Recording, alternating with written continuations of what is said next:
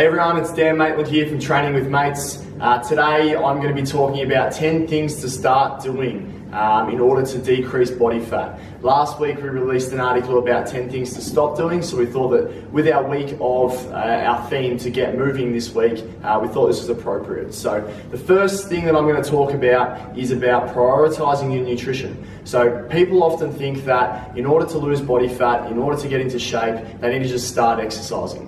This is actually incorrect. Nutrition is the fundamental reason into losing body fat. So take some time to prepare your foods, take some time to go shopping, take some time to really make sure that you are organised with your nutrition. By improving your nutrition, you're going to increase your energy levels by not being on carbohydrates and other processed foods. You're also, with the increase of food, by eating more and eating better, not less, you're also going to improve your metabolism. So this will work out to improve your calorie expenditure so that you've actually got a calorie deficiency by the end of the day. It's also going to help to improve your digestion, so it's going to make sure that there's no nutrient deficiencies.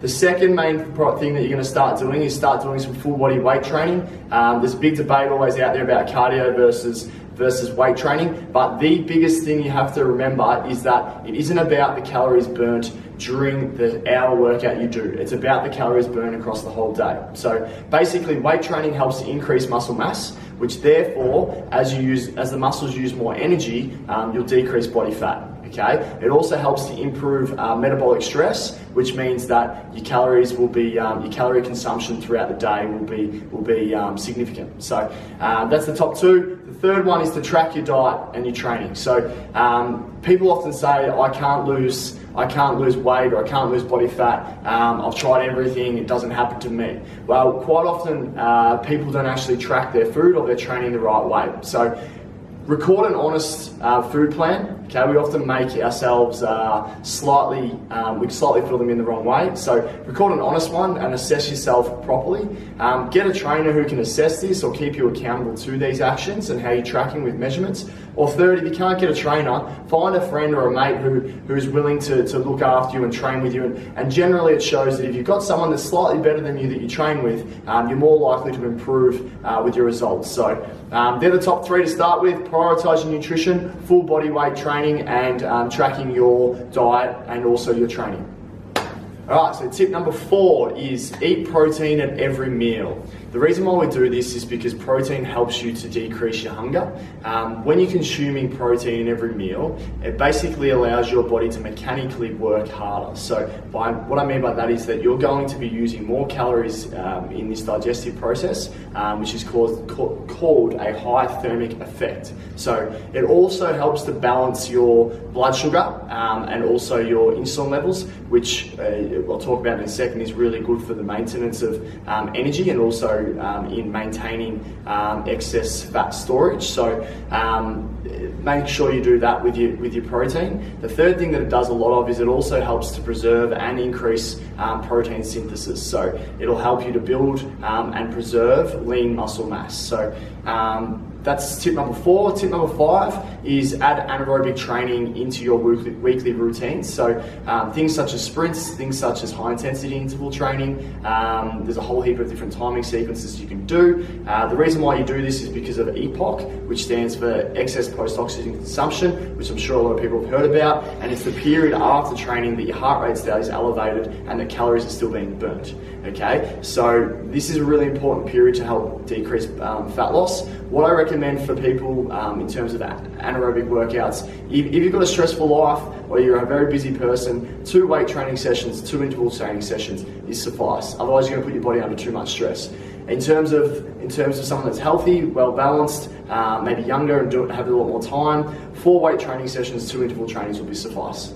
Okay. Tip number 6 is eat veggies at every single meal. Okay, as well as the protein. Get your dark leaf green veggies in. They're high in vitamins and minerals, and they keep you fuller for longer. Okay, so it will decrease the ghrelin hunger hormone happening all the time. So Number 7, sleep enough and stress less. 7 to 9 hours of sleep is more than enough. You shouldn't go over that. Basically, why we want sleep is because during sleep, we get this hormone called growth hormone, which occurs. It's released into the bloodstream. So growth hormone is exceptional for fat loss and muscle development. Okay, so if we don't sleep well, we get an imbalance in a lot of things across the whole body, particularly with homeostatic things that are going on in the body.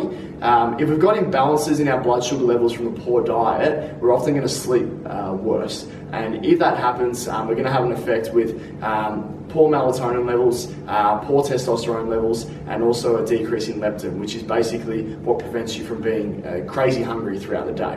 So they're the 4 next ones. Eat protein at every meal, add anaerobic workouts to your weekly routine, eat veggies at every single meal, and sleep enough and stress less.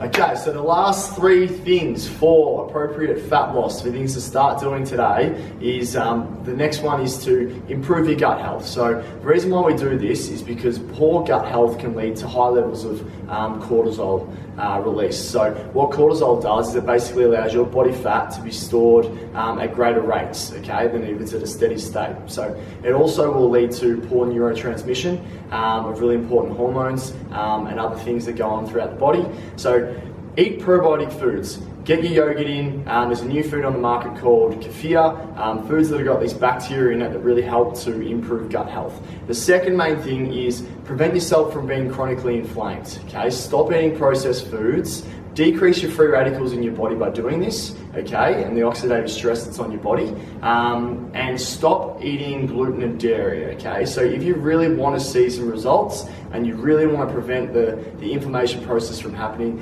have a crack at for 4 weeks not eating gluten or dairy and see how you feel. Okay, so that's number 8. Tip number 9 would be make sure you've got no nutrient deficiencies. So often magnesium, vitamin D and zinc, they're associated with metabolism, and also really important that if these are sufficient, then your metabolic health is going to be high. So for example, magnesium really helps to improve insulin sensitivity, which essentially allows glucose into the muscle.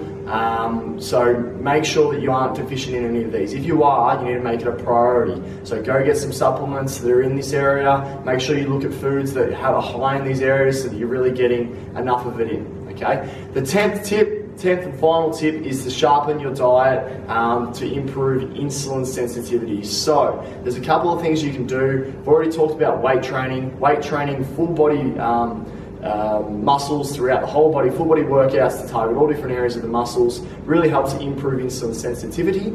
Targeting foods that are low GI, so I'm sure we've all heard about this, so sweet potato, pumpkin, brown rice, these carbs that are low GI are a hell of a lot better to have throughout the day as opposed to high GI. So think coloured carbs before training, white coloured carbs such white rice and potato to have after training, okay?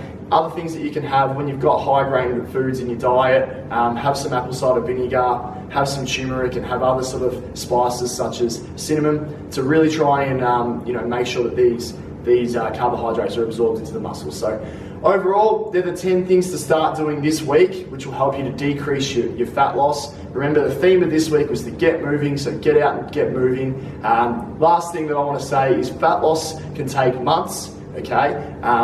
Muscle growth can take